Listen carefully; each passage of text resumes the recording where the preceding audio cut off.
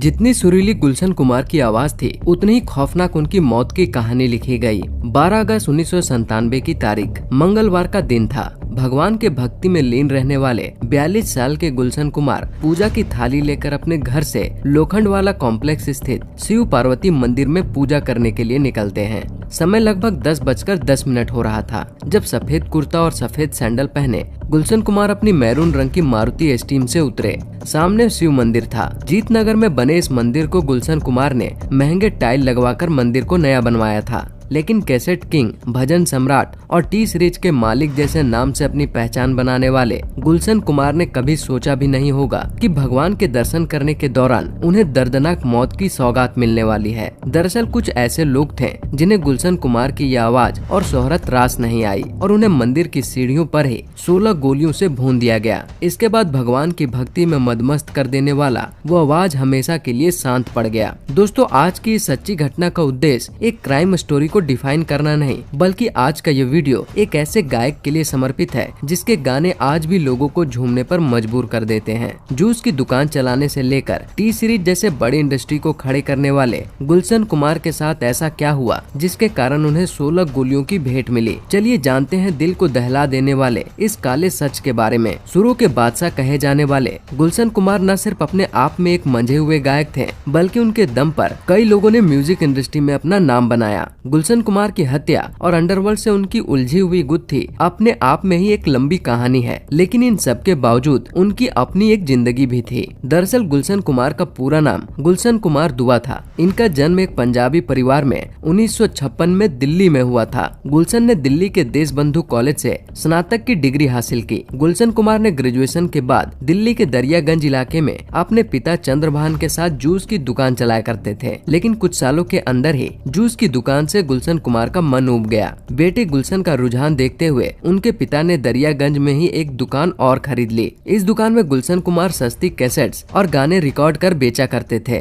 गुलशन कुमार के पास पैसे और सिंगर दोनों की कमी थी, इसलिए उन्होंने अपने स्टूडियो में छोटे छोटे सिंगर से भक्ति गाने की रिकॉर्डिंग करवाते और कैसेट बनाकर बेचने लगे। धीरे धीरे वो खुद भी भक्ति के सुर में ढलते गए और भक्ति सॉन्ग गाना शुरू कर दिया, जिसके बाद उनकी स्टूडियो की पॉपुलैरिटी और कैसेट्स के डिमांड बढ़ने लगे। उन्हें बड़े बड़े फिल्मों के गानों की रिकॉर्डिंग मिलने लगी। उनकी इन्हीं रिकॉर्डिंग स्टूडियो से अनुराधा पौडवाल, कुमार सानू, उदित नारायण, सोनू निगम और बिपिन सचदेवा जैसे जाने माने सिंगर के गाने गुलशन कुमार के स्टूडियो से निकलकर लोगों की जुबान पर गुनगुनाने लगे। दुकान चल पड़ी और यहीं से गुलशन कुमार के करियर ने करवट बदली। कुछ सालों में ही गुलशन कुमार ने सुपर कैसेट्स इंडस्ट्रीज लिमिटेड नाम से अपनी खुद की कंपनी बना ली, बाद में जिसका नाम बदलकर टी सीरीज कर दिया गया। उस समय उनकी पढ़ाई लिखाई और परिवार की स्थिति को देखकर यह अंदाजा नहीं लगाया जा सकता था कि जूस बेचने वाला एक साधारण सा लड़का एक दिन टी सीरीज कंपनी का मालिक बनने वाला है। गुलशन ने अपने बिजनेस को बढ़ता देख मुंबई शिफ्ट होने की सोची। मुंबई आने के बाद गुलशन की किस्मत बदल गई। उन्होंने तकरीबन 15 से ज्यादा फिल्में प्रोड्यूस की, जिनमें एक फिल्म बेवफा सनम को उन्होंने डायरेक्ट भी किया। उनकी पहली प्रोड्यूस की गई फिल्म 1989 में आई लाल दुपट्टा मलमल का था, लेकिन उन्हें असल पहचान साल 1990 में आई फिल्म आशिकी से मिली। 1997 का दौर आते आते गुलशन कुमार की शुरू की गई कंपनी टी सीरीज म्यूजिक और कैसेट के 65% मार्केट पर कब्जा कर चुकी थी, लेकिन शायद गुलशन कुमार और उसके चाहने वाले लोगों को इस बात की खबर नहीं थी कि जल्द ही गुलशन कुमार इस दुनिया को अलविदा कहने वाले हैं। तारीख थी 12 अगस्त 1997। हर दिन सुबह शाम उनका मंदिर जाना उनके डेली रूटीन में शामिल था। चौंकाने वाली बात थी कि उनकी इस डेली रूटीन पर 3 लोग अपनी नजर बनाए हुए थे। गुलशन कुमार को इस बात का अंदाजा तब होता है जब वो 10:40 पर मंदिर से पूजा करके अपने गाड़ी की तरफ वापस आते हैं। अभी उन्होंने अपने कुछ कदम ही बढ़ाए थे कि उनकी कनपट्टी पर एक भारी सा लोहा महसूस होता है। जब वो अपनी नजरें तिरछी करके देखते हैं तो नीली जींस पहना हुआ एक लंबा चौड़ा इंसान रिवॉल्वर ताने उनके पीछे खड़ा था। वो पूछते हैं कि तुम कौन हो? तब दूसरी तरफ से आवाज आता है, बहुत कर ली पूजा, अब ऊपर जाकर करना। इतना कहते ही नीले जींस पहने आदमी ने रिवॉल्वर का ट्रिगर दबा दिया और एक गोली गुलशन कुमार के कान को छूते हुए निकल जाती है और अगले ही पल उनके हाथों से पूजा की थाली के साथ साथ वो भी जमीन पर गिर पड़ते हैं। गुलशन कुमार फिर भी अपनी पूरी ताकत लगाकर वहाँ से भागने की कोशिश करते हैं। इतने में गुलशन कुमार का ड्राइवर रूपलाल भी अपने मालिक को बचाने के लिए उस मुठभेड़ में शामिल हो जाता है, लेकिन हथियारबंद अपराधी रूपलाल के दोनों पैरों में गोली मार देते हैं और रूपलाल भी वहीं गिर पड़ता है। गोली की आवाज सुनकर आसपास के सभी लोग अपने अपने घरों के दरवाजे बंद कर लेते हैं और चारों तरफ सन्नाटा छा जाता है। तभी हमलावर गुलशन कुमार के पास पहुंचता है और उसके पीछे पीछे 2 हथियारबंद लोग भी वहां आ जाते हैं। अब हमलावर फायर करना शुरू कर देते हैं। हमलावरों के बंदूक से एक के बाद एक 16 गोलियां गुलशन कुमार के पीठ और गर्दन को चीरते हुए निकल जाती है और इस तरह किसी फिल्म की सीन की तरह उनकी जिंदगी की आखिरी सांस इस मंदिर के बाहर बंद पड़ जाती है। कहा जाता है हथियारबंद लोगों ने केवल 2 मिनट में इस दर्दनाक घटना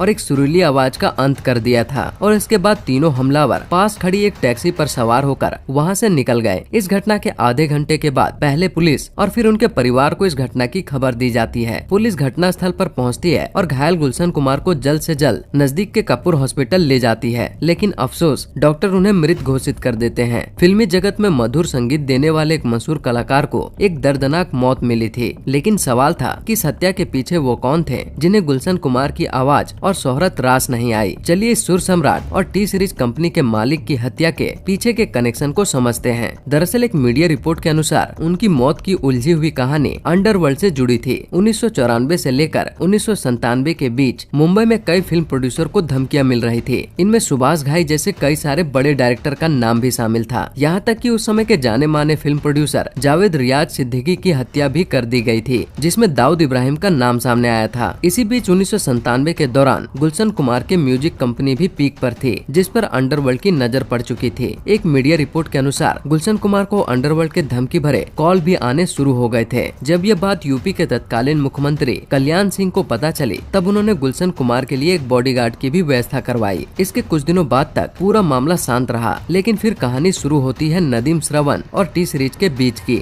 जिसमें एक एल्बम के राइट्स की बड़ी बहस शुरू हो गई थी। उस साल नदीम श्रवण की जोड़ी काफी फेम बटोर रही थी। उस दौरान नदीम सैफी ने एक एल्बम लॉन्च की। इस एल्बम का नाम था हाय अजनबी। इस एल्बम के कुछ गानों को नदीम ने खुद गाया था। नदीम चाहता था कि टी सीरीज इस एल्बम के राइट्स खरीद के इसे प्रमोट करे, क्योंकि उस समय संगीत की दुनिया में टी सीरीज का नाम काफी था। इसलिए नदीम सैफी चाहता था कि उसका यह एल्बम टी सीरीज ही प्रमोट करे, लेकिन गुलशन इस बात के लिए तैयार नहीं हुए। लेकिन नदीम सैफी के बार बार दबाव डालने के बाद टी सीरीज ने राइट खरीद लिए और प्रमोशन के लिए वीडियो भी बनाया। लेकिन गुलशन कुमार की बात सच साबित हो गई और नदीम सैफी का एल्बम फ्लॉप साबित हो गया और नदीम ने इसका दोष गुलशन कुमार पर थोप डाला। नदीम को लगता था कि ठीक से पब्लिसिटी न होने के कारण ही उसकी एल्बम फ्लॉप हुई है। अपनी एल्बम फ्लॉप होने से बौखलाए नदीम ने गुलशन कुमार को देख लेने की धमकी दी। इस घटना के कुछ समय बाद 5 अगस्त 1997 को गुलशन कुमार के पास एक फोन कॉल आता है। दूसरी तरफ से आ रही आवाज अंडरवर्ल्ड डॉन अबू सलीम की आवाज थी। इस कॉल पर सलीम गुलशन से पूछता है कि तुमने नदीम की एल्बम को सही से प्रमोट क्यों नहीं किया। तब गुलशन कुमार ने जवाब दिया कि नदीम की आवाज अच्छी नहीं है, इसलिए एल्बम फ्लॉप हुई। इसके बाद अबू सलीम कहता है, वैष्णो देवी में रोज लंगर खिलाते हो, कुछ हमें भी खिलाओ। और इस तरह सलीम गुलशन कुमार से 10 खोखे यानी 10 करोड़ की मांग करता है। इन धमकियों के बावजूद गुलशन कुमार पुलिस के पास नहीं गए। उनके दोस्तों ने उन्हें पुलिस के पास जाने को कहा, लेकिन उन्हें लगता था कि पुलिस के पास जाने से कोई फायदा नहीं होगा। लेकिन यहाँ गुलशन कुमार गलत थे। 1 महीने पहले ही उस समय के मुंबई के जाने माने फिल्म डायरेक्टर राजीव राय पर हमला हुआ था, लेकिन उन्हें पुलिस प्रोटेक्शन मिली हुई थी, जिसके कारण उनकी जान बच गई। इतना ही नहीं, उससे पहले अबू सलीम ने सुभाष घाई जैसे बड़े डायरेक्टर पर हमले की प्लानिंग भी की थी, लेकिन पुलिस ने उसके लड़कों को पहले ही पकड़ लिया था। इस घटना के बाद इंडियन एक्सप्रेस के एक रिपोर्टर ने अबू सलीम से बात की थी। रिपोर्टर ने सलीम से पूछा, क्या तुम्हारी धमकियां सिर्फ कोरी है? तब इस पर उसने एक चौंकाने वाली बात कही, सिर्फ 1 हफ्ता और इंतजार करो। और इस धमकी के कुछ ही दिनों के बाद गुलशन कुमार को गोली मार दी गई। इस हत्याकांड के बाद पुलिस की इन्वेस्टिगेशन में कई सारी चौंकाने वाली कहानी सामने आई। इंडियन एक्सप्रेस के एक रिपोर्टर से अबू सलीम की बातचीत होने के बाद और गुलशन कुमार को जान से मारने से पहले मई 1997 में दुबई में अनीस इब्राहिम के दफ्तर में एक मीटिंग हुई थी, जिसमें अनीस इब्राहिम, अबू सलीम और एक गैंगस्टर मौजूद थे। इस मीटिंग में तय हुआ कि गुलशन कुमार को मारकर एक नजीर पेश की जाएगी। इसके बाद 3 लोगों को हायर किया गया, जिनमें से एक था असद राउफ उर्फ दाऊद मर्चेंट, जो अबू सलीम का खास था। गुलशन कुमार हत्याकांड वाली छानबीन में दाऊद मर्चेंट और उसके भाई अब्दुल राशिद को पुलिस गिरफ्तार कर लेती है और इसके अलावा चार्जशीट में 19 लोगों को गुनहगार बताया जाता है। इस केस में आखिरी फैसला साल 2021 में आया था, जब अदालत ने अब्दुल राउफ उर्फ दाऊद मर्चेंट को उम्र कैद की सजा सुनाई। इस हत्याकांड की कहानी अभी खत्म भी नहीं हुई थी कि नदीम सैफी मुंबई छोड़कर लंदन चला गया था, जबकि अबू सलीम को पुर्तगाल से भारत लाया गया, लेकिन उस पर कभी गुलशन कुमार हत्या का केस नहीं चला। चौंकाने वाली बात थी कि एल्बम रिलीज के मामले में हुई बहस को नजरअंदाज करते हुए गुलशन कुमार हत्याकांड के मामले में भारत सरकार ने उसके प्रत्यर्पण की कोशिश की, लेकिन उस समय तक नदीम ने ब्रिटिश नागरिकता ले ली थी। इसके बाद ब्रिटिश अदालत ने उसके खिलाफ पेश किए सबूतों को अपर्याप्त मानकर उसे सौंपने से इनकार कर दिया। गुलशन कुमार की इस हत्या के पीछे और न जाने कितने लोगों का हाथ था, यह कह पाना काफी मुश्किल है, लेकिन इतना जरूर कहा जा सकता है कि गुलशन कुमार का नाम और लेगेसी आज भी टी सीरीज के नाम से जिंदा है, क्योंकि गुलशन कुमार की हत्या होने से पहले ही वे म्यूजिक के दुनिया के इंटरनेशनल ब्रांड बन चुके थे। यही कारण है कि आज टी सीरीज का नाम टॉप म्यूजिक कंपनियों में से एक है। रिपोर्ट्स के मुताबिक टी सीरीज न सिर्फ भारत में बल्कि 24 देशों के साथ साथ 6 महाद्वीपों में फैला हुआ है। आज गुलशन कुमार की ये कंपनी गुलशन कुमार का बेटा भूषण कुमार और बेटी तुलसी संभाल रही है। खैर, अंडरवर्ल्ड और बॉलीवुड की चौंकाने वाली इस घटना पर आपकी क्या प्रतिक्रिया है? अपनी राय हमें कमेंट बॉक्स में जरूर बताएं।